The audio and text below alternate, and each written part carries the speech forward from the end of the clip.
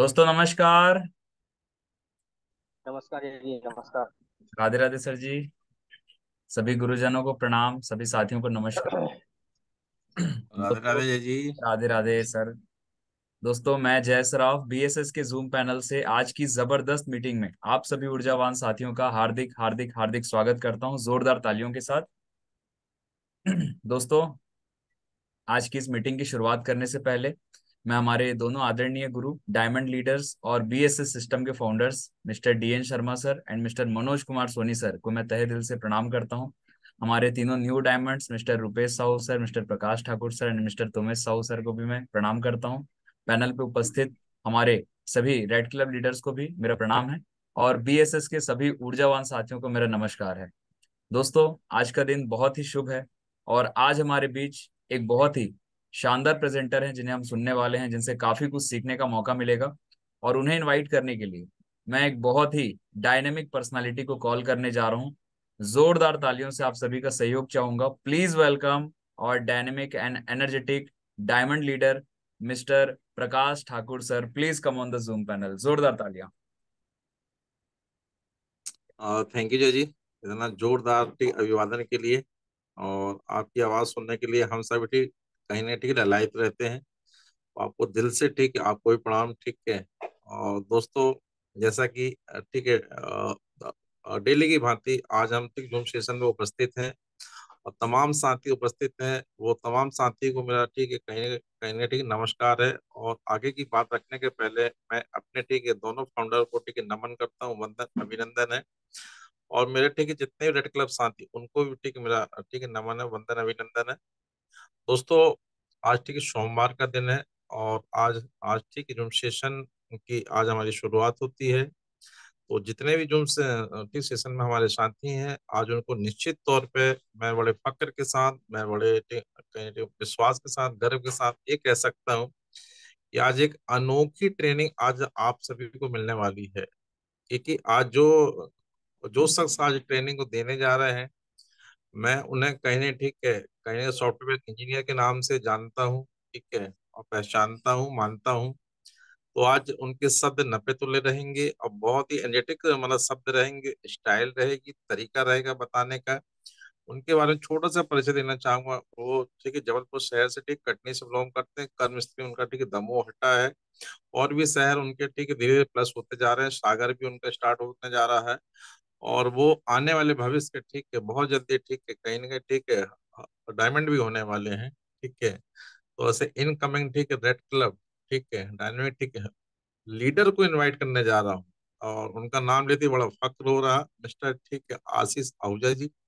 Please आप ठीक है जूम से स्क्रीन पे आए और आप अपने शब्दों से ओत प्रोत हम सभी को करें और एक स्पेशल ट्रेनिंग आज आपके द्वारा मिलेगी। तो थैंक यू सो मच, आपका ठीक वंदन अभिनंदन। Please come on Ashish Ahuja ji. Most welcome Ashish ji, all the best. Welcome Ashish ji, welcome.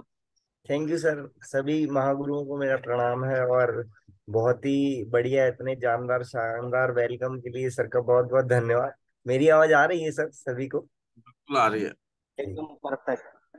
और कहीं ना कहीं ये हमारा सौभाग्य है कि हमारे महागुरु श्री प्रकाश कुमार ठाकुर सर जी के माध्यम से हमें जूम स्क्रीन पे आने का मौका मिला और उन्होंने बहुत ही बढ़िया तरीके से मुझे इनवाइट किया। कहीं ना कहीं ये बीएसएम सिस्टम की एक खासियत है कि एक समय होता है कि हम अपने सीनियर्स को इनवाइट करते हैं मंच पर, और आज हमें एक सौभाग्य प्राप्त हो रहा है कि हमारे सीनियर्स हमें इनवाइट कर रहे हैं, तो ये बड़ी खुशी की बात है। और जो कुछ भी आज मैं आपके समक्ष सभी के समक्ष रखूंगा वो कहीं ना कहीं हमारे सीनियर और सिस्टम द्वारा जो जो भी कुछ मैंने आज अभी सीखा है सिस्टम में आने के बाद, तो कहीं ना कहीं वही सारी बातें वही सारी चीजें मैं आपके समक्ष रखूंगा। तो सर सबसे पहले मैं स्लाइड शेयर करने की परमिशन चाहूंगा सर।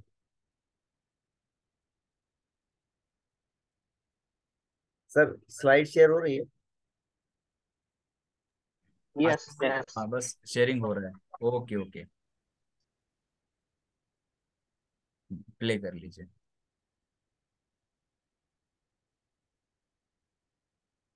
ओके। वंडरफुल। सर आ रहा है स्क्रीन पे? बिल्कुल आ रहा है आशीष जी, कंटिन्यू करें।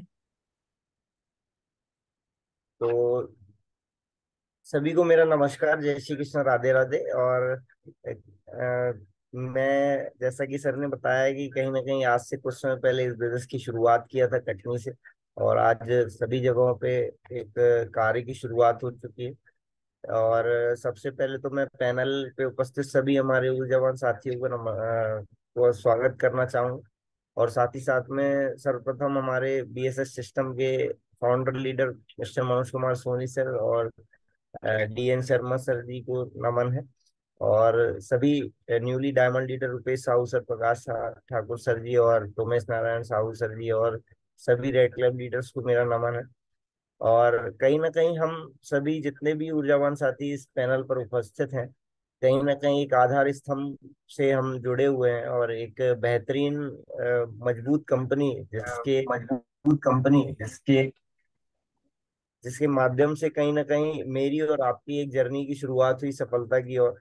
और तो कहीं ना कहीं सेफ शॉप कंपनी को मैं धन्यवाद देना चाहूंगा कि उन्होंने एक नींव रखी जिसकी वजह से हम सब एकत्रित हो पाए, एक साथ में मिल पाए। अलग अलग समय पर हमें इस सेफ शॉप कंपनी से रूबरू होने का मौका मिला, लेकिन आज बीएसएस सिस्टम की खास हम सारे लोग सुन पा रहे हैं, एक साथ सारी चीजों को समझ पा रहे हैं, देख पा रहे हैं।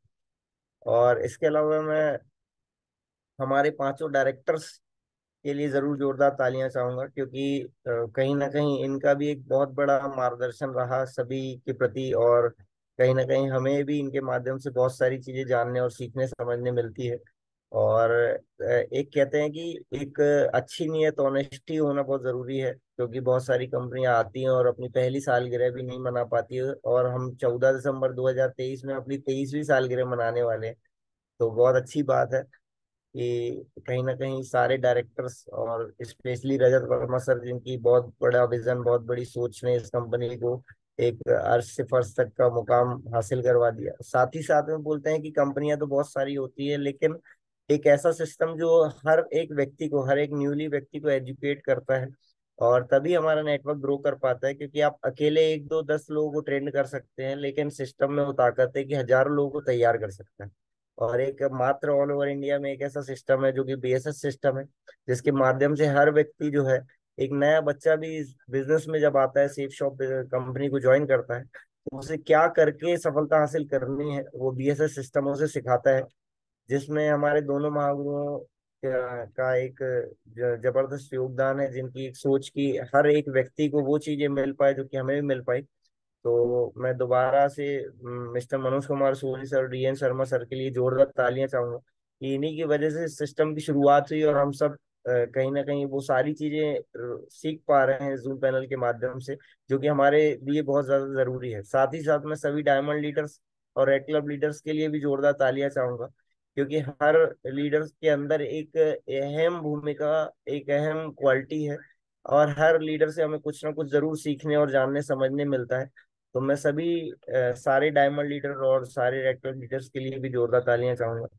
इसके अलावा जो बीएसएस सिस्टम का फ्राइडे ट्रेनिंग प्रोग्राम होता है, तो वो भी कहीं ना कहीं एक अहम भूमिका निभाता है हमारे ग्रो करने में, क्योंकि हर हफ्ते यदि आपके नए लोगों को ट्रेनिंग लगातार मिलती चली जाती है, तो कहीं ना कहीं बेसिक उनके दिमाग में सेट होता जाता है कि इस बिजनेस का बेसिक क्या है। तो ये कहीं ना कहीं फ्राइडे ट्रेनिंग का भी बहुत बड़ा हिस्सा है कि फ्राइडे ट्रेनिंग यदि लगातार होती जा रही है, इस कारण हमारे नए लोग जो है सीखते चले जा रहे हैं। मैं स्पेशली अपनी बात करूं तो मेरे दोनों अपलाइन लीडर, सबसे पहले मिस्टर प्रकाश कुमार ठाकुर सर, जिन जैसे कि आप जानते होंगे, कोई भी व्यक्ति, नया व्यक्ति ज्वाइन होता है तो उसे हमेशा लिस्ट के बारे में बताया जाता है कि आप लिस्ट बना के इस बिजनेस में बहुत बड़ी सफलता हासिल कर सकते हैं। तो मुझे लिस्ट के बारे में बताने वाले मिस्टर प्रकाश कुमार ठाकुर सर, जिन्होंने मुझे बताया कि इस तरीके से आशीष जी, यदि आप लिस्ट बनाते हो और अपने लोगों से मिलाते हो तो आप बहुत बड़ा मुकाम इस बिजनेस में हासिल कर सकते हो। तो नो डाउट सर ने जो बोला वो वैसा मैंने किया और मैं यहाँ तक पहुंचा। इसके अलावा मिस्टर मनोज कुमार सोनी सर जी का भी बहुत बड़ा योगदान है, जिन्होंने हर समय मुझे हर वो सारी चीजें बताई, जिसकी वजह से मैं धीरे धीरे हर लेवल को क्रॉस करता चला गया और यहाँ तक पहुंचा। और मैं आपको ये जरूर बताना चाहूंगा कि जब मैं ज्वाइन हुआ था, जिन लोगों के माध्यम से ज्वाइन हुआ था उन्हें मैं जानता नहीं था, अनजान लोगों के साथ में बिजनेस शुरू किया। एक ओला टैक्सी ड्राइवर ने मुझे बिजनेस को ज्वाइन कराया था, लेकिन प्रोग्राम और फंक्शन अटेंड करने की वजह से मैं इस बिजनेस के लिए सीरियस हो पाया, अन्यथा मैं बहुत ज्यादा सीरियस नहीं था इस बिजनेस को ज्वाइन करने के लिए। और ज्वाइन करने के बाद मैंने सोचा जब बहुत सारे लोग इसमें सफलता ले रहे हैं तो एक ट्राई मैं भी मार लेता हूँ। तो एक ट्राई करने के उद्देश्य से कुछ लोगों के नाम लिखे और मिलवाना स्टार्ट किया, और लक बाय चांस जब मैं लोगों से मिलवाना शुरू किया तो लोग इसमें जुड़ना भी शुरू हो गए। उस समय एक विदेश यात्रा का टारगेट था और मेरा प्लानिंग ही था विदेश यात्रा जाने का। इसीलिए मैंने सोचा चलो विदेश यात्रा तक कर लेते हैं, उसके बाद फिर नहीं भी गया तो चलेगा। तो मैं विदेश यात्रा अचीव कर लिया। और उसके बाद पता चला यदि आप दो विदेश यात्रा अचीवर आ जाते तो आपके शहर में एक सिस्टम आ जाता है। तो मैंने सोचा चलो उसी के सिस्टम स्टार्ट हो जाता है तो उसके बाद फिर नहीं भी करेंगे तो चलेगा। लेकिन फिर मैं लगातार बिजनेस से जुड़ा रहा, फ्राइडे ट्रेनिंग अटेंड करता रहा, हमारे शहर में भी फ्राइडे ट्रेनिंग स्टार्ट हो गई थी। उससे पहले मैं जबलपुर जाता था ट्रेनिंग अटेंड करने के लिए और प्लान अटेंड करने के लिए। उसके बाद जब हमारी सिटी में ट्रेनिंग प्लान स्टार्ट हुआ तो बहुत तेजी से हमने लोगों को उसमें इनवाइट करना, उसमें शामिल कराना शुरू किया। लगातार काम करते हुए लगभग 3 महीने में इस बिजनेस में सिल्वर हो गया था, और मैं 6 महीने के अंदर एक बैंकॉक विदेश यात्रा होके आया था। तो मेरा मोटिवेशन एकदम पीक में था कि मुझे इस बिजनेस में सफल होना है कैसे भी। फाइनली फिर लगातार ट्रेनिंग और सिस्टम में बने रहे और लगातार इस बिजनेस में आगे बढ़ते रहे, लोगों से मिलते रहे और अपनी टीम को भी सपोर्ट करते रहे। और लगभग 1 साल बाद मैं इस बिजनेस में गोल्ड लेवल पे था। 250 लोग मेरी टीम बन चुकी थी। उस समय मैं एक गोल्ड कलर की गाड़ी भी ले आया था। और लगातार हम ट्रेनिंग और सिस्टम में लोग इनवाइट करते गए, नए नए सिस्टम भी आगे बनाते चले गए। जैसे कटनी के आसपास के शहरों में विजरावगढ़, सिमनाबाद और भी जगहों पे काम करते गए। लगभग 1.5 साल के अंदर इस बिजनेस में मैं पर लेवल पे था। उसके बाद यहाँ से बहुत सारे अचीवमेंट लिए, जैसे 5 बार मैं यहाँ से मोबाइल अचीव कर चुका हूँ, 3 बार लैपटॉप, एक एसी, डायमंड रिंग, एक्टिवा 5। यहाँ से लगभग मैं 4 बार फॉरेन ट्रिप अचीव कर चुका हूँ, अपने भाई को भी लेके गया हूँ विदेश यात्रा। वॉशिंग मशीन अचीव किया है, ढेर सारे ऐसे अचीवमेंट जो कि हर व्यक्ति का एक ड्रीम होता है कि कहीं ना कहीं मैं भारत में अलग अलग जगह घूमने जाऊं, अलग अलग जगहों का नाम उसने सुना रखा होता है, विदेश यात्रा जाने का। तो वो सारी चीजें जो संभव हो पाई मेरे जीवन में वो सिर्फ सेफ शॉप में आने से, बीएसएस सिस्टम में आने से संभव हो पाई। इसके अलावा एक बहुत बड़ा ड्रीम था मेरे कि मैं माइक में कुछ लोगों के सामने मुझे बोलने का कभी मौका मिले, तो इसी सिस्टम में आने के बाद ये मौका मिल पाया। और साथ ही साथ एक बहुत बड़ा शो हुआ था, उसमें मुझे होस्टिंग करने का मौका मिला, जो कि 1,000 लोगों के बीच में पहली बार मेरी लाइफ में ये मौका मुझे मिला हुआ था। इसके अलावा फिर मैंने next level, topaz level achieve किया। धीरे धीरे हम आगे बढ़ते गए और लगातार ट्रेनिंग और प्रोग्राम को अटेंड करते गए और सीखते चले गए। कंपनी ने रैंक इनकम और स्टार्ट करी तो rank 1, rank 2, rank 3, rank 4 achieve किया, और 4 रैंक मैंने अचीव कर चुके हैं। अभी हमने गूंज मेगा शो अचीव किया था। ये सारी चीजें जो जो कि मैंने आपको लगभग 2 से 5 मिनट में बताई, जो मेरी जर्नी थी, ये लगभग 3.5 पौने 4 साल की जर्नी थी, जो कि मैंने आपको 2-5 मिनट में बता दी। लेकिन जो भी मैंने अचीवमेंट लिए हैं उसके पीछे एक वजह थी कि मैं हमेशा एक गोल बनाता था और उस गोल को अचीव करने के बाद एक नया गोल बना लेता था, और फिर उस नए गोल को अचीव करने के बाद एक नया गोल बना लेता था। मतलब बिना गोल के मैं रहता नहीं था, और लगातार मैं गोल बनाते बनाते उसको अचीव करते करते करते करते यहाँ तक पहुंच गया। और हमारे महागुरु जी बोलते हैं कि जिसका गोल नहीं है उसकी जीवन जो होता है वो गोलमोल हो जाता है। कहते हैं लाइफ में यदि लक्ष्य नहीं है, आपका कोई टारगेट नहीं है, आपका कोई विजन नहीं है, तो आप जीवन में उस एक गेम की तरह हो, जो कि टेम्पल रन में आपने देखा होगा, एक गेम है उसमें एक लड़का दौड़ता रहता है, उसका कोई लक्ष्य नहीं रहता है।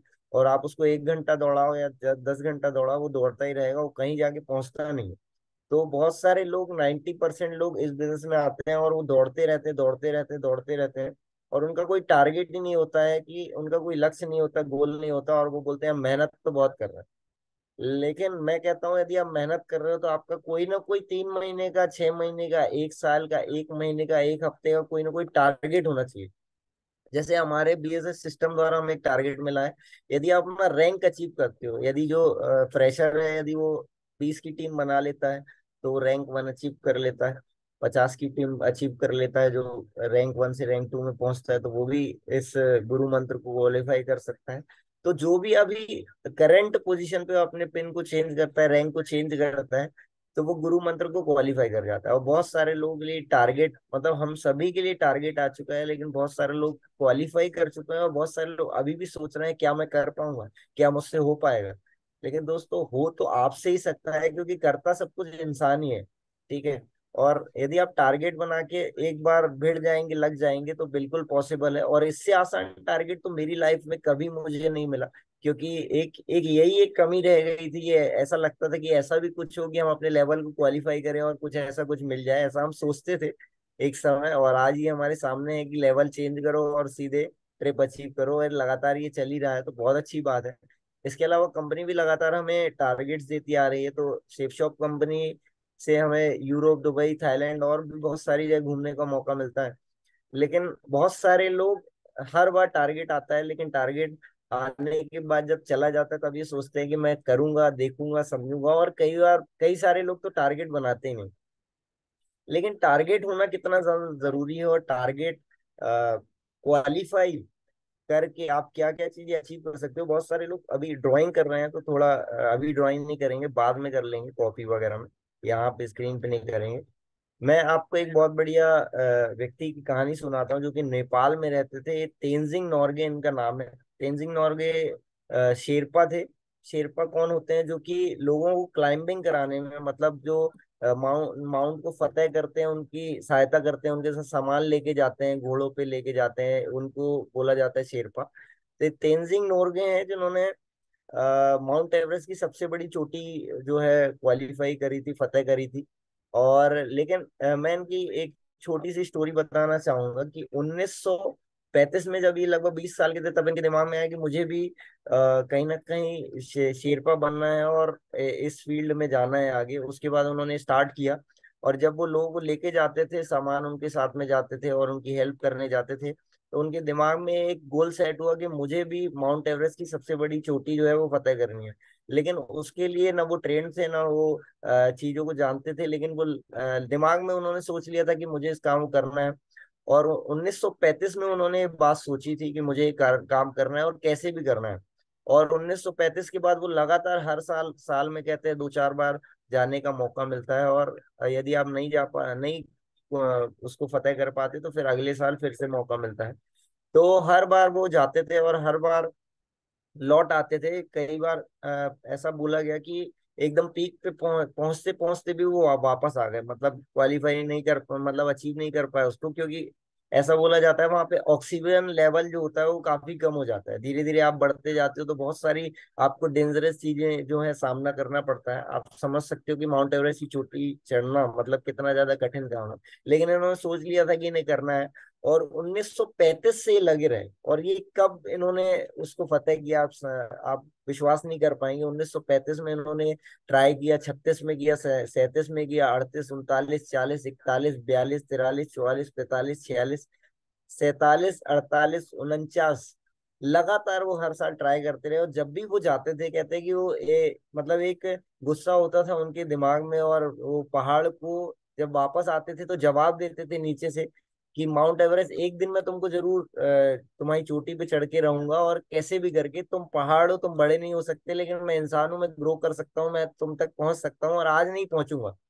क्योंकि शेरपा एक खास बात जानते थे कि जानवरों में एक क्वालिटी नहीं होती है कि वो अपने आप को ग्रो नहीं कर सकता, बड़ा नहीं कर सकता है, आगे नहीं बढ़ा सकता। लेकिन मनुष्य में एक क्वालिटी होती है कि वो सीख सकता है, बढ़ सकता है, सोच सकता है और कुछ भी हासिल कर सकता है। वो ये बात जानते थे। तो उन्होंने लगातार ट्राई करते करते 1935 पैंतीस से उन्होंने शुरुआत करी थी। 1953 में ऐसा बोला जाता है कि दो दोस्त थे, दोनों ने साथ में, सर एंडमैन हिलेरी एंड तेंजिंग नॉर्गे, 1953 में इन्होंने उस चोटी को फतेह किया और पूरे वर्ल्ड में फेमस हो गए थे। उस समय सबसे पहले ऐसे दो व्यक्ति थे जिन्होंने इस चीज का जो है जो एवरेस्ट की सबसे बड़ी चोटी है उसको फतेह किया था। लेकिन जब ये फतेह कर चुके थे, उस समय लोगों को बस ये दिख रहा था कि इन्होंने फतेह कर लिया, लेकिन उनको ये नहीं पता था कि कितने समय से उनके दिमाग में बात चल रही थी कि मुझे फतेह करना है। मतलब आज जो आप गोल डिसाइड करते हो, यदि आप उसको लगातार लगातार लगातार प्रयास करते रहे तो तब जाके वो कभी ना कभी तो वाकई में आपके जीवन में हकीकत के रूप में आता है। लेकिन लगातार करने से ही होता है, बीच में छोड़ देने से नहीं होता है। बहुत सारे लोग इस बिजनेस में भी ऐसे ही आते हैं, 3 महीने 6 महीने करते हो, बोलते हैं यार हमको मजा नहीं आ रहा है।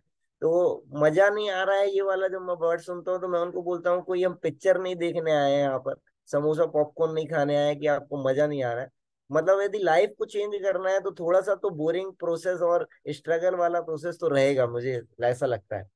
और बहुत सारे लोग मुझसे सवाल पूछते हैं कभी कभी कि ऐसा क्यों है कि लोग नेटवर्क मार्केटिंग में आते हैं, से किसी भी कंपनी में ज्वाइन करते हैं, कुछ भी हो लेकिन 90% केसेस में होता है कि वो फेल हो जाते हैं। ऐसा क्यों होता है? तो 90% वो फेल इसीलिए होते हैं क्योंकि आज की डेट में हर चीज के लिए इंस्टीट्यूट बनाए गए हैं। यदि आपको सीए बनना है तो आपके लिए एक इंस्टीट्यूट है, यदि आपको लॉयर बनना है तो आपके लिए एक इंस्टीट्यूट है, डॉक्टर बनना है तो एक इंस्टीट्यूट है, आर्किटेक्ट बनना है तो एक इंस्टीट्यूट है, फैशन डिजाइनिंग करना है तो एक इंस्टीट्यूट है, एक्टिंग करना है तो एक इंस्टीट्यूट है, सिंगिंग करना है तो एक इंस्टीट्यूट है। लेकिन यदि किसी को नेटवर्क मार्केटिंग करना है और उसमें सक्सेस होना है तो कोई उसका इंस्टीट्यूट नहीं है। बस व्यक्ति आता है, फॉर्म भरता है, प्रोडक्ट लेता है, ज्वाइन करता है, बोलता है बस अब मैं लखपति बन जाऊंगा। फिर वो 3 4 6 महीने ट्राई करता है और लखपति नहीं बनता, बोलता है अब मैं कुछ और करूंगा। तो कहने का मतलब बिना सीखे वो लोग काम करना शुरू कर देते हैं और कर कुछ नहीं पाते हैं, और फिर बाद में बोलते हैं कि काम तो बेकार है। काम बेकार नहीं है, वो व्यक्ति ही बेकार है जो उसको समझ नहीं पाया और बिना समझे उसने करना शुरू किया। होता क्या है, अगर इंस्टीट्यूट नहीं है तो एजुकेशन नहीं होगी, और एजुकेशन नहीं होगी तो रिजल्ट क्या होगा? कुछ नहीं होगा। इसीलिए बहुत सारे फेलियर पैदा हो जाते हैं और वो बोलते हैं कि अरे यार ये काम बढ़िया नहीं है। लेकिन मैं आपको बताना चाहूंगा कि जो भी इस फील्ड में, चाहे किसी भी फील्ड में, यदि आपको सक्सेस लेना हो तो सक्सेस 4 चीज से होके निकलती है। पहला एजुकेशन, दूसरा एग्जामिनेशन, तीसरा एक्सपीरियंस और चौथा एथिक्स। और इन 4 चीज से होके यदि वो फील्ड को क्रॉस नहीं करता है वो सक्सेस नहीं ले सकता। मतलब सक्सेस इसके बाद है। मतलब पहले वो जब तक एजुकेशन नहीं लेगा, एग्जामिनेशन नहीं देगा, एक्सपीरियंस नहीं लेगा उस चीज का, एथिक्स नहीं फॉलो करेगा, ये 4 इससे नहीं गुजरेगा तो सक्सेस नहीं लेगा। चाहे वो सीए बनना चाहता है, डॉक्टर बनना चाहता है, वकील बनना चाहता है, इंजीनियर बनना चाहता है। यदि आपको एमबीबीएस करना है तो आपको 5 साल लगेगा, यदि आपको इंजीनियर बनना है तो आपको 4 साल लगेगा, लॉयर बनना है तो 3 साल लगेगा। किसी भी कोर्स में आपको बोला जाएगा आपको इतने 20 लाख जमा करो, 50 लाख जमा करो और आपको 4 साल 5 साल लगेंगे। और उस समय हम क्यों नहीं सोचते 3 6 महीने में कि मैं डॉक्टर क्यों नहीं बना अभी तक, मैं वकील क्यों नहीं बना, मैं इंजीनियर क्यों नहीं बना? इसीलिए पहले ही बोल दिया जाता है कि आपको 4 साल लगेंगे, 5 साल उसके बाद आपको डिग्री मिलेगी। तो मैं भी आपको बोलना चाहता हूँ कि यदि नेटवर्क मार्केटिंग में आपको सफल होना है तो 5 साल लगेगा, एक अच्छी कंपनी लगेगी, एक अच्छा अपलाइन लगेगा, आपको डिग्री मिलेगी, उसके बाद आप सफल हो जाएंगे, कोई दिक्कत नहीं। अच्छा, बहुत सारे लोग फेल क्यों हो जाते हैं? क्योंकि वो बिना सीखे ही ऑपरेशन करने की गलती करते हैं। मतलब उन्होंने सीखा कुछ नहीं, जाके सीधे टाके लगाना चालू कर देंगे, इंजेक्शन लगाना और दवाई देना चालू कर देंगे, हाँ तुम्हारे पेट में दर्द है, हाँ ठीक है मैं ठीक कर देता हूँ। मतलब आप सोचिए कि आपके दोस्त को यदि मकान बनवाना हो, आपसे पूछता है कि यार मेरे को मकान बनवाना है, कोई अच्छा आर्किटेक्ट है, तो आप बोलते हो यार मैं खुद ही बना दूंगा। तो आप बोलते हो आप खुद ही बना दोगे, मतलब तुम खुद ही बना दोगे? बोले हाँ मेरे को सब पता है, मैं खुद ही बना लूंगा। 4 इंची दीवार, 9 इंची दीवार, 3 का मसाला और ये वो ऐसे करके मैं आपका मकान बना दूंगा, कोई दिक्कत नहीं, मुझे सब पता है, मैंने देखा है लोगों को बनाते हुए। है ना? वो मकान अरे लोहा वोहा डाल देंगे सब बन जाएगा। अब पता चले आपने मकान बना दिया और 2 4 10 दिन में तहस नहस हो गया, मकान नीचे आ गया। तो बहुत सारे लोग ऐसे करते हैं कि लोगों को फॉलोअप करने चले जाते हैं, प्लान दिखाने चले जाते हैं बिना सीखे। उन्होंने सीखा कुछ नहीं है, वो बताना चालू कर देते हैं कंपनी है 2 जोड़े 1,000, 4 जोड़े 2,000, और उसके बाद लोग फेल हो जाते हैं। उसके बाद बोलते हैं कि यार कंपनी बेकार, सिस्टम बेकार, कंपनी सब बेकार। लेकिन मैं बोल देता हूँ उनको कि यदि आपको इस बिजनेस में जीतना है तो आपको सीखना पड़ेगा। मैं आपको एक मंत्र देना चाहता हूँ, मैं आपको आपकी जगह पर, अभी आप जहाँ बैठे हो वहां पर आके एक मंत्र देना चाहता हूँ कि सीखना बंद तो जीतना बंद। और मुझे लगता है कि आपको मेरे साथ बोलना चाहिए, सीखना बंद तो जीतना बंद, सीखना बंद तो जीतना बंद। और मुझे ऐसा लगता है कि जो भी व्यक्ति इस बिजनेस में फेल होता है वो इसी वजह से होता है, वो सीखता नहीं है, इसीलिए वो जीत नहीं पाता। और यदि वो जीतना चाहता है तो उसे सीखना तो पड़ेगा, क्योंकि कहते हैं कि कुदरत ने हम सबको हीरा बनाया है, बस शर्त ये है कि जो घिसेगा वही चमकेगा। मतलब आप किसी भी ओहदे पर हो, डॉक्टर हो, वकील हो, इंजीनियर हो, आपने नेटवर्क मार्केटिंग ज्वाइन कर लिया तो आपको जीरो से शुरू करना पड़ेगा, आपको बच्चा बन के चालू करना पड़ेगा। और आपको अपने अप्लायंस से, चाहे वो आपकी छोटी उम्र का है, चाहे बूढ़ा है, चाहे किसी भी एज का है, किसी भी वर्ग का है, और आपसे पहले ज्वाइन हुआ तो आपको सिखाएगा। और आपको आपको सबसे पहले कानसेन बनना पड़ेगा और मानसेन बनना पड़ेगा। यदि आपको इस बिजनेस में तानसेन बनना है तो कानसेन बनना पड़ेगा और मानसेन बनना पड़ेगा। कानसेन बनना, कान से सुनना है, और मानसेन बनना है और मानना है उसकी बात की, हाँ जो आप बोल रहे हो सही है। अब क्या क्या चीजें माननी है, सक्सेस साइकिल क्या है? सबसे पहले आपको अपने ड्रीम सेट करने होंगे।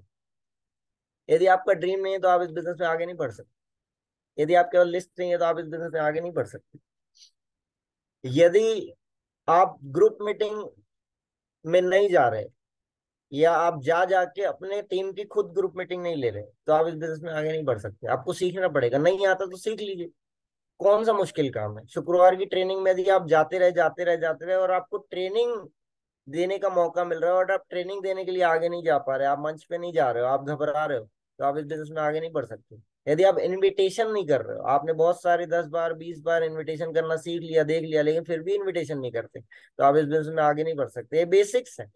रविवार को आप प्रेजेंटेशन देखने जाते हो, लेकिन यदि आपने 10 बार 15 बार 20 बार 50 बार प्रेजेंटेशन देख लिया लेकिन आप फिर भी प्लान देने नहीं जा रहे, प्लान देने का मौका मिल रहा है आपको लेकिन आप प्रेजेंटेशन देने के लिए मंच पे नहीं जा रहे, तो आप इस बिजनेस में आगे नहीं बढ़ सकते। फिर ये नहीं बोलना कि मेरा चेक नहीं बन रहा। आपका प्रेजेंटेशन खत्म हुआ और 24 से 48 घंटे में आप लोगों से मिलने नहीं जा रहे, आप प्रेजेंटेशन खत्म होने के बाद लोगों का राउंड टेबल नहीं कर रहे, आप वो सारी चीजें जो कि इस बिजनेस के लिए जरूरी है वो सारी चीजें नहीं कर रहे, आप लोगों से 1 बार 2 बार 3 बार 4 बार 5 बार नहीं मिल रहे, आप 1 बार मिले, बोले नहीं सर वो तो नहीं कर पाएगा, राउंड टेबल में कोई बंदा बोल के गया कि सर मैं तो भाई नहीं कर पाऊंगा, आप उससे मिलने ही नहीं गए।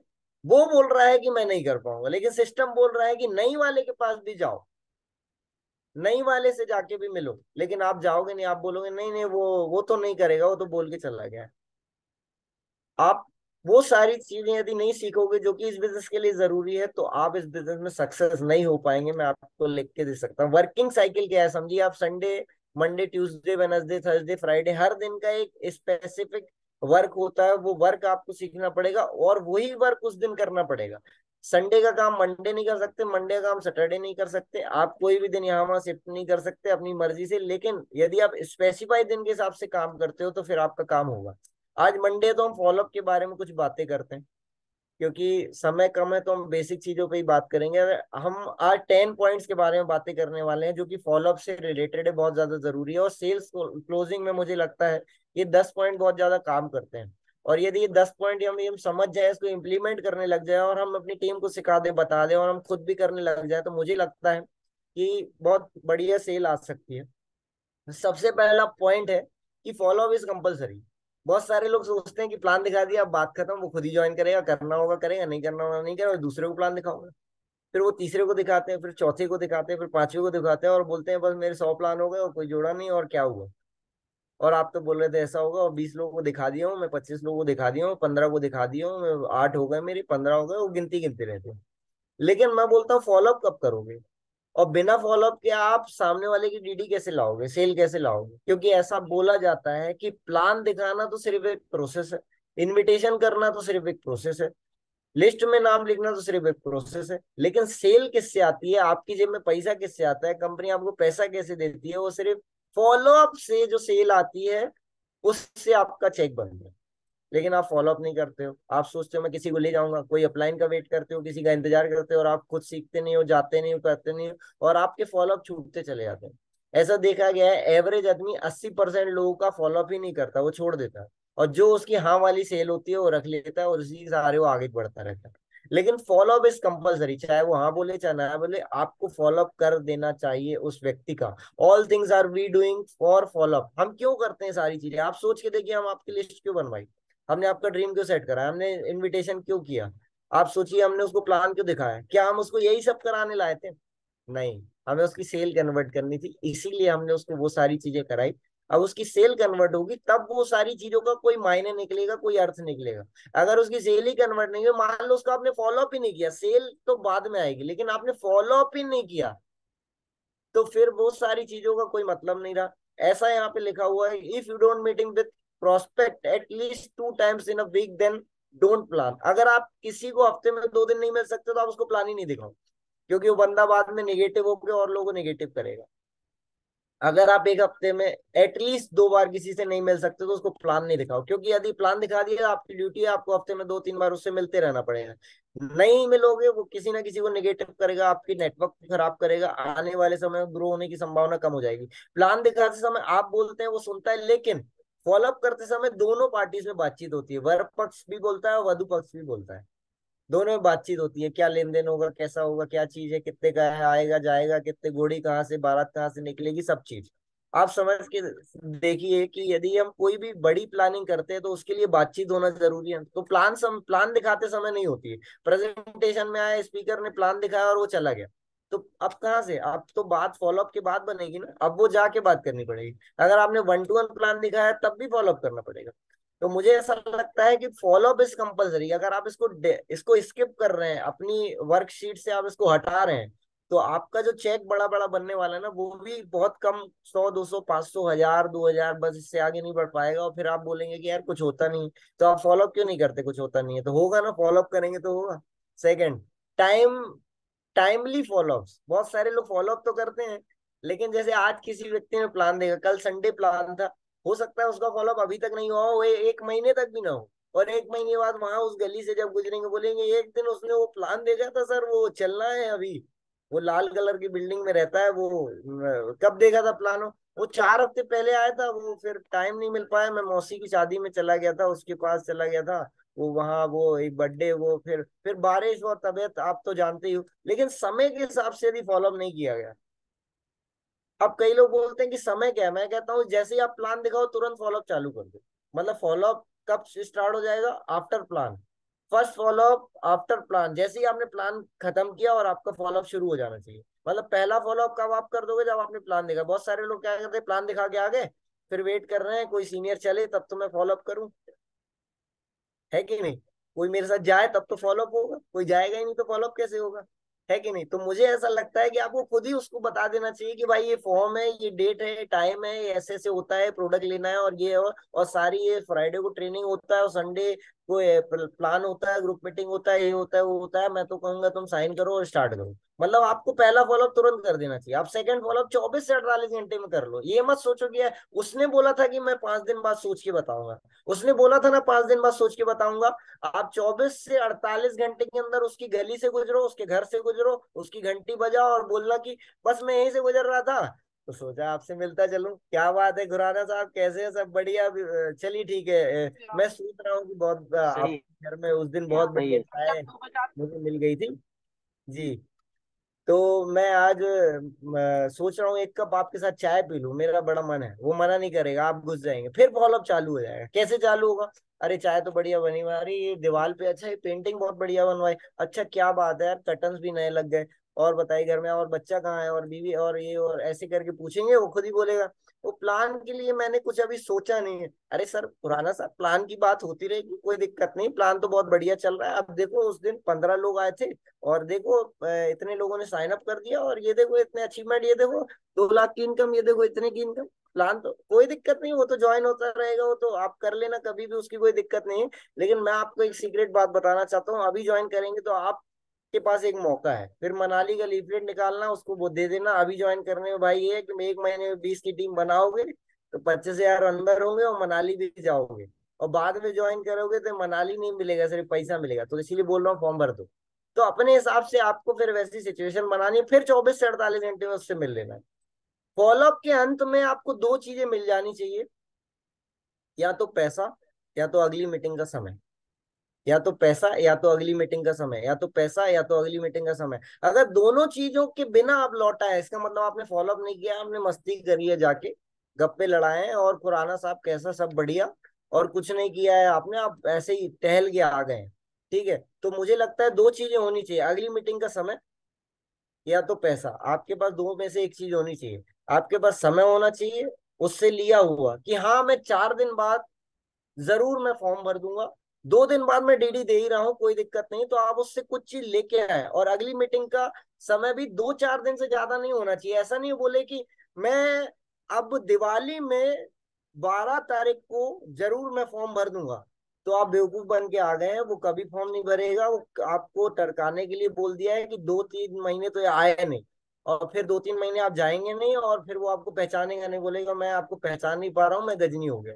तो इसीलिए आपको लगातार जाना है। तीसरा है पेशेंस। कुछ भी बात हो, कोई भी बात करे, कुछ भी करे, आप धैर्य रखो। आप ऐसे बैठे रहो, मेडिटेशन। वो कुछ ही बोल रहा है, कंपनी बेकार है, वो तुम लोग लूटते हो, फलाना ढिमका, ये वो सब कुछ बोलेगा, आप मेडिटेशन करो। बात करते हुए, मिलते हुए, किसी भी स्थिति में धैर्य रखें, कोई दिक्कत नहीं। मौका मिलेगा आपको, मौके में चौका मारना है। पंच लाइन उसी समय मारनी है जब वो मौका देगा, जब वो थक जाएगा, बोलेगा ठीक है मैंने बोल लिया, अब आप क्यों आए हो ये बताओ। बोलना चलिए ठीक है, कोई दिक्कत नहीं। वैसे तो मैं आपकी लाइफ में कुछ बदलाव लाने आया था, और मैं चाह रहा था कि आपकी इनकम 25,000 है अभी, और मैं चाह रहा था कि 1 लाख 1.25 लाख आपकी इनकम हो जाए। शायद आप लक्ष्मी जी को बुलाना नहीं चाह रहे हैं, चलिए कोई बात नहीं। मेरी गलती है कि मैंने लक्ष्मी जी को गलत दरवाजे में इनवाइट किया है। नहीं नहीं, ऐसी बात नहीं है, फिर वो चेंज हो जाएगा, मूड चेंज उसका, क्योंकि आपने दो तीन ऐसी सेंटीमेंट लाइनें बोल दी तो चेंज हो जाएगा। नहीं नहीं, देखो ऐसी बात नहीं, क्या है, मैं थोड़ा परेशान हूँ, बीवी डांटती रहती है और बच्चा बीमार है, ये वो, फिर वो असली चीज बताएगा। फिर आप उसको मौका देना है कि चलिए ठीक है, कोई बात नहीं, मैं आपसे अभी पैकेज के लिए नहीं बोल रहा, लेकिन एक फॉर्म साइन करके ना आप बहुत बढ़िया यहाँ से एक डिसीजन ले सकते हो। रही बात प्रोडक्ट की, तो बाद में अपन कर लेंगे, कोई दिक्कत नहीं। तो पेशेंस रख के ही हमेशा जवाब देना है, कुछ भी नहीं मिले तो भी बोलना चलिए ठीक है, अभी हमारा फ्राइडे एक प्रोग्राम है, मैं उसमें जरूर इनवाइट करना चाहूंगा आपको, स्पेशल आपके लिए हो रहा है। अब उसमें ट्रेनिंग भी मत बोलो, आप प्रोग्राम बोलोगे तो वो आ जाएगा, वो अपने आप ट्रेनिंग उसकी हो जाएगी। तो मुझे लगता है आपको धैर्य रखना चाहिए, वो आएगा, पहली में नहीं आएगा, दूसरी में, दूसरी में नहीं, तीसरी में, किसी न किसी मुलाकात में आएगा। चौथा है, यूज टूल्स एंड प्रोग्राम्स, आपको इनका इस्तेमाल करना है। आपकी नहीं चल रही है ना, मत चलने दो, कोई वीडियो दिखा दो उसको। आपकी नहीं चल रही, मत चलने दो, सक्सेस मंत्र दे दो उसको। आपकी नहीं चल रही, मत चलने दो, सीनियर से बात करा दो। आपकी नहीं चल रही, मत चलने दो, आप कुछ उसको बुक दिखा दो, कोई टूल्स दे दो, कोई फॉर्मेट दे दो, कोई ब्रोशर दे दो, कोई चीज दे दो, टेस्टोमनी दिखा दो, प्लान फोल्डर में वो उसको दिखा दो कि ऐसे ऐसे इनकम आता है, ऐसे सिक्योरिटी इनकम है, कुछ भी, कुछ ऐसा लीफलेट हो, कुछ ऐसा उसको आप दिखा पाए, क्योंकि आप बोल रहे हैं, बोलने से नहीं चल रही, तो फिर अब चेंज करना पड़ेगा, आपको टूल्स का यूज करना पड़ेगा, आपको इनकम फाइल दिखानी पड़ेगी, आपको प्रोग्राम्स अटेंड कराने पड़ेंगे। फ्राइडे को उसकी गली के से निकलो और घंटी बजा दो, कहना वो 4:30 बज गए हैं और अभी मैं जा रहा हूँ और बढ़िया अच्छा मौके में मैं यहाँ से निकला हूँ, तो आजा मेरी गाड़ी में बैठ जा, और उसके बाद 5 बजे उसको ट्रेनिंग अटेंड करवा दो साथ में। वो आएगा नहीं बुलाने से, आपको अटेंड कराना पड़ेगा, क्योंकि आपको, भाई सिंपल सी बात है, ट्रिक है, चौथा नियम है, use tools and program. Program attend करा दो, आपका हो सकता है मामला सेट हो जाए, नहीं होगा तो 5वें में लेके आता हूँ। पर्सनल अश्योरेंस दे दो उसको कि चलो ठीक है, कोई दिक्कत नहीं, आपने मोबाइल लिया होगा, टीवी लिया होगा, एसी लिया होगा, कूलर लिया होगा, दुनिया भर की चीजें, आपके लाखों रुपए के सामान पड़े हुए हैं, एक बार मेरे कहने पे ये धंधा करके देखो। अगर नहीं कमवाया आपको, नहीं पैसा कमवाया आपको, आपकी जेब में पैसा नहीं आया, जो बोलो करने को तैयार हो जाऊंगा, लेकिन जैसा मैं बोल रहा हूँ वैसा आप करना। बोलेगा हाँ हाँ बताओ क्या करना है। आप समझिए कि दुनिया का कोई भी प्रोडक्ट बिकता है ना, तो वो भरोसे पे बिकता है। यदि आप भरोसा नहीं दिलाएंगे उसको, हाँ मैं बैठा हूँ, हाँ ये प्रोडक्ट चलेगा, हाँ इसकी ना क्वालिटी बढ़िया है, हाँ ऐसा है, हाँ ये चीज है, अरे मैं बैठा हूँ ना, अरे शर्मा जी आप लेके जाओ, बस भाभी खुश हो जाएगी, देखना ये साड़ी पहनेगी ना, आपको बोलेगी वाह क्या साड़ी लाए हो। मैं बता रहा हूँ आपको, दुनिया का कोई भी प्रोडक्ट बिकता है ना, तो वो सिर्फ पर्सनल एश्योरेंस पे बिकता है कि आप कोई भी चीज लाते हो ना दुकान से, तो इसीलिए लाते हो, आपको एश्योरेंस मिल जाती है कि कोई दिक्कत नहीं है, आप इसको लेके जाइए सराब जी, ये प्रोडक्ट बहुत बढ़िया है और इसकी ना मैं गारंटी ले रहा हूँ। तो सराब जी बोलेंगे हाँ ठीक है पैक कर दो, कोई दिक्कत नहीं, कितना बिल हुआ है लो। लेकिन वो बोलेगा नहीं आप लेके जाओ, इसकी सर्विस तो आपको सर्विस सेंटर में करानी पड़ेगी, मैं तो सिर्फ सेल करता हूँ और मैं सेल के लिए बैठा हूँ, मैं थोड़ी ना इसकी सर्विस की गारंटी लूंगा। सराब जी बोलेंगे ठीक है मैं दौड़ के आता हूँ, मैं फिर वो आएंगे ही नहीं, वो बोलेंगे यार दूसरी दुकान से ले लूंगा, ये तो एश्योरेंस दे ही नहीं रहा है कि नहीं। तो इसके बिना कोई भी प्रोडक्ट को बेचना असंभव हो जाता है। ऐसे ही हमारे बिजनेस में होता है, यदि आप उसको साइन अप कराना है, आपको डीडी लेना है, तो एश्योरेंस तो देना पड़ेगा कि हाँ मैं बैठा हूँ, तुम 100 लोगों की लिस्ट बनाना, लेकिन ओवर कमिट नहीं करना कि हाँ तुम कुछ नहीं करना, तुम पैसे दे दो, तुम डीडी दे दो और तुम एसी की हवा में सोते रहना, तुम्हारे पैसे आते रहे। ओवर कमिट नहीं करना, जो होना ही नहीं है, क्योंकि बिना लिस्ट के काम होगा नहीं। तो ऐसा कोई कमिट नहीं करना कि बाद में फिर अपलाइन के पास जाओ, वो तो बोल रहा है कि मैं नहीं कर पाऊंगा और ये वो। तो मेरे को लगता है कि पहले से ही आपको ऐसा कमिटमेंट करना चाहिए कि वो सौदा पक्का हो जाए, और 100 की लिस्ट की तो बात करके आना, 100 की नहीं तो 50 की करके आना है, मेरी तरफ से डिस्काउंट। लेकिन ऑनेस्टली बात करना कि सर लिस्ट तो बनानी पड़ेगी और लोगों से तो मिलाना पड़ेगा। ओवर कमिट कर दोगे, कुछ नहीं करना पड़ेगा, डीडी दे दो बस, तुम ग्रंथ ले लो, सूट ले लो, साड़ी ले लो, डिनर सेट ले लो, और बस काम तो होता रहेगा आपका। कैसे होगा? तो मुझे ऐसा लगता है कि हमेशा एक बात बोलता हूं मैं, सेल्स पर plus relationship is equal to network marketing. आपको बेचना भी है और रिलेशन भी बनाना है, बेचना भी है, रिलेशन भी बनाना है, बेचना भी है, रिलेशन भी बनाना है। क्योंकि आप सिर्फ बेच बेच के चले आए तो बंदा नहीं आएगा, और रिलेशन रिलेशन बना के चले आए, बेचा कुछ नहीं तो पैसा नहीं आएगा, है कि नहीं। तो दोनों चाहिए ना, बंदा भी चाहिए और डीडी भी चाहिए, पैसा भी चाहिए। तो सेल्स भी करनी है और रिलेशन भी बनाना है, सेल्स भी करनी है, रिलेशन भी बनाना है। तो जब आप दोनों करेंगे तब नेटवर्क मार्केटिंग होगी। बहुत सारे लोग व्यवहार बना रहे हैं, नहीं सर ज्यादा मत बोलिए, मेरी पहचान का बंदा है, बुरा मान जाएगा, डीडी इसकी मिल जाएगी, 1 महीने बाद ये दे देगा, अभी क्या इसकी सैलरी नहीं है, अरे हम उसको गहने गिरवी रखवा के उससे डीडी लेंगे यार, तुम चुप रहो, हमें फॉलोअप करने दो। और फॉलोअप होगा तगड़ा तब वो डीडी देगा, नहीं तो तुम 1 साल भी नाक रगड़ते रह जाओगे तुमको नहीं देगा डीडी। लेकिन तुम बोल रहे हो कि नहीं नहीं हमारा व्यवहार है, तो व्यवहार ही निभाओ ना तुम पैसा नहीं कमा पाओगे, व्यवहार कमाना है, धंधे से दोस्ती नहीं होती। सिंपल सी बात है कि भाई अगर आपको नहीं आता है फॉलोअप करना, आपका सीनियर गया है तो उसे छूट दो भाई, तुम तो इसका गला बस नहीं काटना, बाकी जो करना है कर लो, इससे डीडी ले लो तुम। और मैं आखिरी में बोल दूंगा कि हाँ ठीक है, तुमसे नहीं आता फॉलोअप करना तो सीखो, अगर आता है तो फिर आपको छूट है, आप कुछ भी करो। उसके बाद होगी नेटवर्क मार्केटिंग। लेकिन आप सोचोगे ना व्यवहार भी निभा लूं, दोस्ती भी निभा लूं, रिश्तेदारी भी निभा लूं, तो वही निभाओ, आप धंधा मत करो, नेटवर्क मार्केटिंग मत करो, छोड़ दो। छठवा है your excitement and faith is more important and plan and product knowledge. बहुत सारे लोग सोचते हैं कि पहले मेरे को प्लान का पूरा नॉलेज हो जाए, पहले मेरे को प्रोडक्ट का पूरा नॉलेज हो जाए, पहले मैं पूरा प्रोडक्ट की क्वालिटी समझ जाऊं, पहले मैं फॉलोअप का पूरा तरीका समझ जाऊं, फिर मैं जाऊंगा किसी का फॉलोअप करने। लेकिन अगर ऐसा ही होता तो हम आपको एक ब्रोशर दे देते, कॉपी किताब दे देते कि भाई सामने वाले को जाना है, दिखा देना, ये तुम उसको पढ़वा देना और डीडी मिल जाएगी। लेकिन सामने वाले को दिखाना क्या है, उसको आपका एक्साइटमेंट दिखाना है, उसको ये दिखाना है कि बिजनेस के प्रति आप कितने ज्यादा डेडिकेटेड हो, आप कितने ज्यादा फेथफुल हो, सच्चाई है आपके अंदर, ये आपको उसको दिखाना है। देखो आपको प्रोडक्ट का नॉलेज नहीं है ना, कोई दिक्कत नहीं, आपको ज्यादा प्लान का नॉलेज नहीं, तो भी आप फॉलोअप में जाओ, और फॉलोअप में जा जाके अपने आप को निखारो, क्योंकि सामने वाला जब सवाल पूछेगा और सवाल लेके आओगे आप, तो आपका बिजनेस बहुत तेजी से बढ़ेगा, क्योंकि आपको अपलाइन ना उस सवाल का जवाब बता देगा। अब वो जवाब आपको रट गया, अब 100 लोग भी उस सवाल को पूछे, चाहे 1000 लोग भी पूछे, आपको जवाब तो रट गया, जवाब तो एक ही होगा उसका। तो यदि एक सवाल एक बार मिलता है तो परेशान नहीं हो कि हम उसका जवाब नहीं दे पाए, नहीं दे पाए, नहीं दे पाए भाई, है कि नहीं भाई। आपका भी पेपर 10वीं से 12वीं या पहली से 12वीं तक में आपने एग्जाम दिए होंगे, कोई आपका कोई ऐसा क्वेश्चन छूट गया, एक आध दो नंबर आपको नहीं मिल पाया, तो उसकी वजह से आपने ऐसा तो नहीं कि 10वीं के बाद 11वीं करी नहीं, 12वीं करी नहीं, कॉलेज गए ही नहीं, बोले नहीं यार वो एक छूट गया था तो मैं अब फॉलोअप में नहीं जाऊंगा। फॉलोअप में तो जाना है, सवाल लोग पूछते रहेंगे, लेकिन आपको उसको दिखाना है अपना एक्साइटमेंट, कि यार आप इस बिजनेस को लेके कितना ज्यादा एक्साइटेड हो, आपको इस बिजनेस में कितना विश्वास है, तब वो आपको डीडी देगा। मैं आपको बता रहा हूँ आज आपके सामने, आज जितने भी लोग मुझे सुन रहे हैं, मैं अपनी बड़ाई नहीं कर रहा, लेकिन जब मैं इस बिजनेस को शुरू किया था मैं कटनी में था, मेरे सीनियर जबलपुर में थे, और मुझे एक दिन मिलता था खाली उनका 2 4 5 घंटे यूज करने के लिए, फिर वो चले जाते थे। लेकिन उसके बाद जो बाकी का रोल होता था वो मैं खुद निभाता था, मुझे एक पिच दे दी जाती थी, मुझे एक लाइन दे दी जाती थी, इन लाइनों को बोल के आपको सामने वाले का फॉलोअप करना है।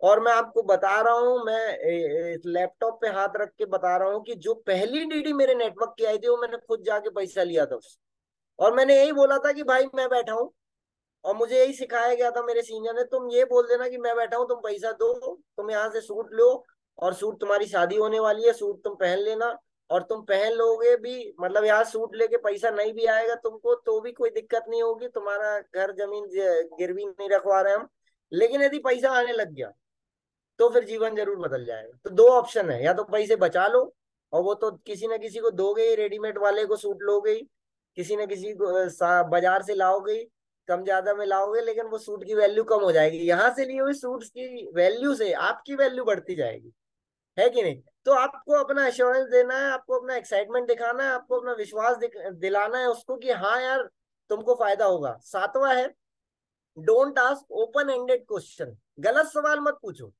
कई बार लोग सवाल ही गलत पूछते हैं, और इतने सवाल गलत पूछते हैं, इतना वाहियात सवाल पूछते हैं कि क्या सोचा आपने, दुबे जी क्या सोचा, बताइए क्या सोचा। और सही सवाल क्या है, प्रोडक्ट अच्छा लगा, कौन सा अच्छा लगा, सूट की ग्रंथ, डिनर सेट की साड़ी, क्या दे दूं मैं आप, क्या क्या पसंद किया आपने, कौन सा पैकेज अच्छा लगा, वो जो मैंने 4 पैकेज बताए थे उसमें कौन सा अच्छा लगा।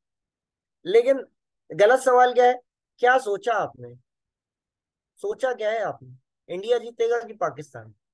अरे क्या बात कर रहे हैं आप, सवाल हमेशा वही पूछना है जिससे आपका काम बन जाए।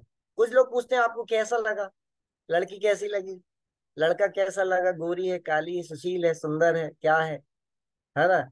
आप सवाल पूछना है आपको अच्छा लगा कि बहुत अच्छा लगा, लड़की अच्छी लगी कि बहुत अच्छी लगी, तो बोलेगा अच्छी है, या बोलेगा बहुत अच्छी है, तो दोनों स्थितियों में काम सेट होना है। लेकिन बोले लड़की कैसी लगी, सांवली है, फिर क्या कर लोगे? है कि नहीं? तो समझने का प्रयास करना है कि हमें सवाल वही रखने हैं जिससे हमारा काम बन जाए। आप करेंगे इसको? गलत सवाल क्या है, आप करेंगे इसको? बोलेगा नहीं यार नहीं करूंगा, क्योंकि सवाल ही गलत है। ये रिश्ता अभी नहीं करूंगा मैं, क्योंकि इसमें मुझे कुछ खामियां समझ में आ रही है। और दूसरा क्या है, देखो सवाल, सही सवाल क्या है, अपने नाम पे करेंगे कि वाइफ के नाम पे? शादी की डेट मैं अगस्त की फिक्स करूं कि नवंबर की? नहीं, अगस्त तो बहुत जल्दी हो जाएगा, नवंबर की निकलवा लीजिए। तो मैं ये रिश्ता पक्का समझू। तो आप डीडी दे रहे हो कैश की ऑनलाइन? मैं ऑनलाइन दे देता हूँ। हाँ तो दे दो फिर। मतलब आपका सवाल यदि गलत होगा तो रिजल्ट भी गलत आएगा, और यदि सवाल यदि सही होगा तो आपको रिजल्ट भी अच्छा आएगा। आठवां है, बी अ गुड लिसनर। कहते हैं भगवान ने आपको दो कान दिए, एक मुंह दिया है। उन्होंने पहले ही आपको बता दिया कि भाई जितना सुनते हो उसका आधा ही बोलना है कि नहीं? मतलब 50%, 50%, 100% जो आप सुनते हो आपको बोलना है सिर्फ आधा। और हमेशा सुनो ज्यादा और बोलो कम। सफल लोगों की यही निशानी है कि वो सुनते बहुत ज्यादा है और बोलते बहुत कम है। और मेरी एक्टिंग मत करना, मैं तो अभी ट्रेनिंग दे रहा हूँ, नहीं तो मैं भी बहुत कम बोलता हूँ। इसीलिए मैं आपको बता रहा हूँ, उस समय जब आप फॉलोअप में जाएंगे तो आपको सुनना ज्यादा है और बोलना कम है। क्योंकि सुनते सुनते ना आप उसकी कमजोरी समझेंगे, सुनते सुनते ना आप उसके माइनस पॉइंट पकड़ लेंगे, सुनते सुनते ना आपको नीड की पहचान हो जाएगी। और सुनने के लिए मत सुनो। बहुत सारे लोग बहुत सारे लोग क्या करते हैं कि बस ये बंद हो अब मैं बोलूंगा, जवाब देने के लिए सुनते हैं। अच्छा वो समझ नहीं रहे कि वो क्या बोल रहे हैं, समझने का प्रयास ही नहीं कर रहे, तो बंद हो, मैं उसको बताऊंगा 23 साल पुरानी कंपनी है, कैसे नहीं ज्वाइन होगा। हम उससे का कुछ ले रहे हैं क्या? हम तो सामान दे रहे हैं उसको, चोरी थोड़ी ना कर रहे हैं। नहीं ज्वाइन होगा। आप समझिए वो क्यों सुना रहा है आपको, क्योंकि उसकी बीवी नहीं सुनती घर में, बेटा नहीं सुनता, पड़ोसी नहीं सुनता, उसका बॉस नहीं सुनता, उसका दोस्त नहीं सुनता, कोई सुनता ही नहीं है। लेकिन यदि आप सुनने वाले उसको मिल गए तो आपसे दोस्ती कर लेगा, साइन अप कर लेगा, बोलेगा सुनने वाला आदमी मिल गया। है कि नहीं? और फॉर्म भरा रहा है, सामान खरीदवा रहा है, रोज मेरी बात सुनेगा, अरे वाह वाह क्या बात है, इसको मैं सब सुना सकता हूँ। चलो ठीक है, बताओ कहाँ साइन करना है। तो आप उसको, आप ये समझा दो उसको कि मैं तुम्हारी सुनने के लिए तैयार हूँ, तुम रोज इतना भी सुनाओगे तो भी चलेगा, लेकिन तुम शुरुआत करो बस। बोला एक हमारे साथ में वर्मा जी भी ऐसे ही थे, वो भी ऐसे ही सुनाते हैं और मैं भी उनकी बात सुनता हूँ, मुझे अच्छा लगता है। आपकी बात भी मुझे उन्हीं के जैसी लगी, और ऐसा लग रहा है मैं अपने बड़े भाई से बात कर रहा हूँ, क्या आपने सुनाया है? भले आपको गुस्सा आ रहा हो, कह रहा क्या बोलते हो सर आप, कितनी बढ़िया बात कही आपने, मुझे बहुत अच्छा लगा, मैं तो कहूंगा सर तुरंत साइन करो आप, मैं आपके साइन देखना चाहता हूँ इस पेपर पे सर। है कि नहीं? मेरी इच्छा है सर। आप सामने वाले का ना, आप समझिए कि ज्यादा बात सामने वाले को करने देंगे ना तो आपकी क्लोजिंग अपने आप हो जाएगी। आप क्लोजिंग करने के उद्देश्य से मत जाइए, क्योंकि जो लोग क्लोजिंग करने के उद्देश्य से जाते हैं उनको कोई रिजल्ट नहीं मिलता।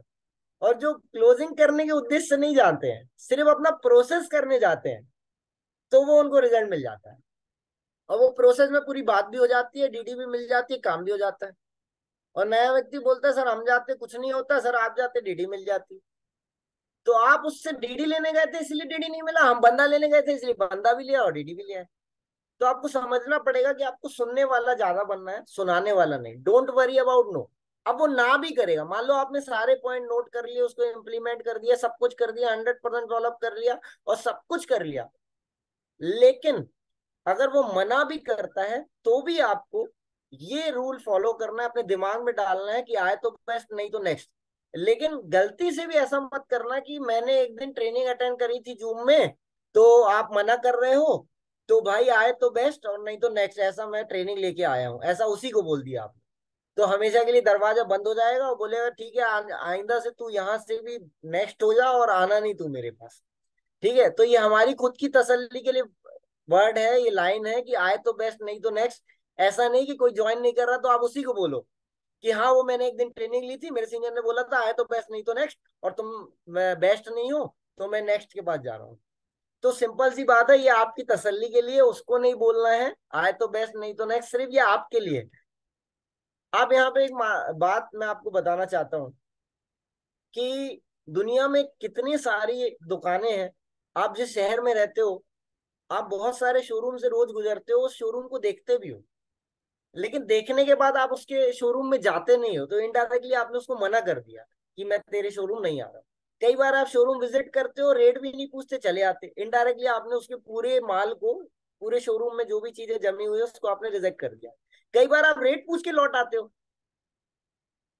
रेट पूछा, नहीं नहीं नहीं, नहीं लेना है, आप चले आते हो, मतलब आपने उसको ना कर दी। मतलब आप रोज कई लोगों को ना कर रहे हो, लेकिन उनके शोरूम बंद ही नहीं हो रहे हैं, लेकिन आपका शोरूम 2 दिन में बंद हो जाता है, क्योंकि 2 लोगों ने ना कर दी, अब तो मैं इस बिजनेस में आगे नहीं बढ़ पाऊंगा। लेकिन ना तो इस बिजनेस का, और हर बिजनेस का एक नियम है कि ना तो होगी होगी, कहते हैं ना कि हर हाँ की शुरुआत ना से ही होती है। मेरी बात समझ रहे हैं? हाँ समझ रहे हैं, आप मुस्कुरा रहे हैं, इसका मतलब समझ रहे हैं।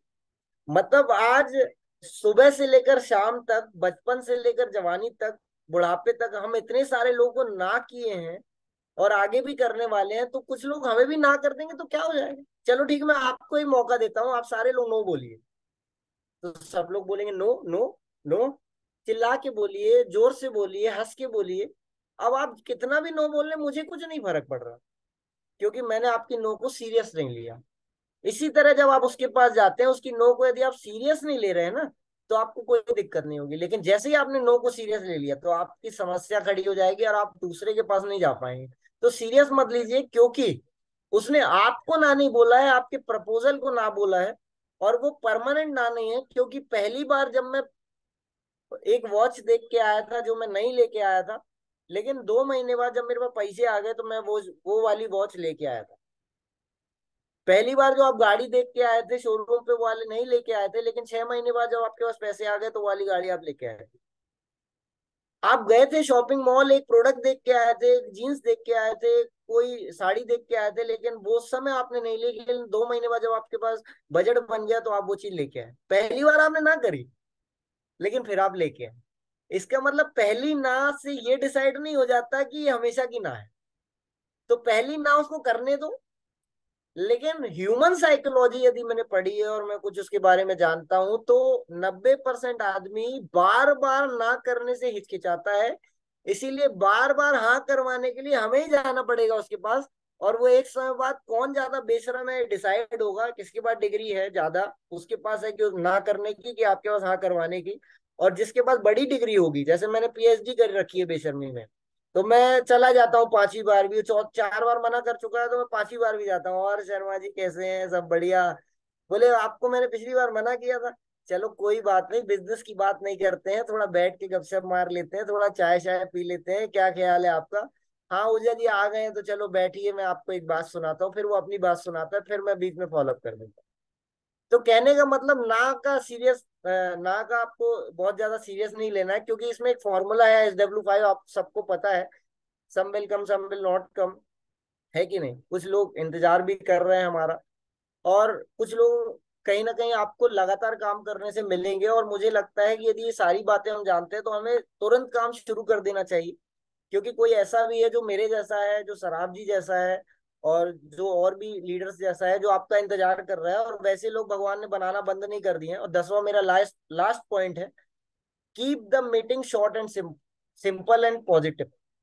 तो बहुत सारे लोग ना 2-2 3-3 घंटा बैठा रहते हैं।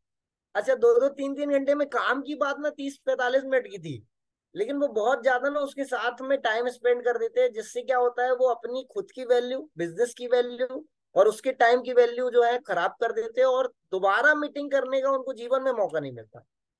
आपने देखा होगा, आप अपना डायरी रजिस्टर देख लीजिए, उसमें पहला फॉलोअप के बाद कई सारे लोगों का दूसरा फॉलोअप हुआ ही नहीं होगा।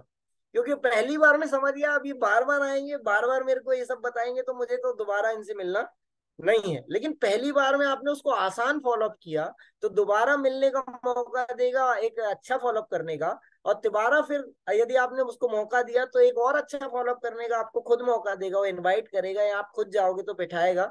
लेकिन आपने पहली बार में 4 घंटे बैठ गए, तो ये बहुत खराब है। कहते हैं कि कोई भी मीटिंग तब खत्म हो जानी चाहिए जब प्रोस्पेक्ट खुद सामने से बोले कि भाई क्या अब क्या मेरे को भी एक जगह जाना है तो मैं भी निकल जाता हूँ और आप भी निकल जाइए। मतलब वो खुद बोले आपको जाने के लिए तो आप उसके 5 मिनट पहले निकल आओ कि मुझे थोड़ा कॉल आ रहा है एक, और मैं थोड़ा जल्दी में हूँ तो मैं निकलता हूँ। अच्छा वो चाह रहा है कि आप निकलो, आप समझिए उसके चेहरे पे लिख रहा है कि दिख रहा है आपको कि जाए इतनी देर हो गई, मैं सब समझ गया भाई, मैं कल ही फॉर्म भरूंगा, मैं गुरुवार को ही भरता हूँ और मैं कोई भी काम मंगलवार से पहले नहीं करता और मैं सोमवार को ही करता हूँ, कुछ भी है आज नहीं करूंगा, आज रात हो गई, रात को मैं पैसे नहीं देता है, कुछ भी है। और आप वो जान गए हो आपकी ये कल दे देगा और आपने लिख लिया, सब कुछ कर लिया, लेकिन आप जा नहीं रहे हो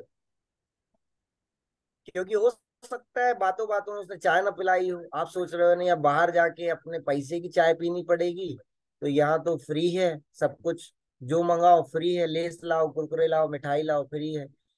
तो उससे क्या होगा कि आप चाय पीने के उससे बैठे और आपका जो टाइम था वो ज्यादा लग गया और अगली बार फिर वो आपको टाइम देगा नहीं।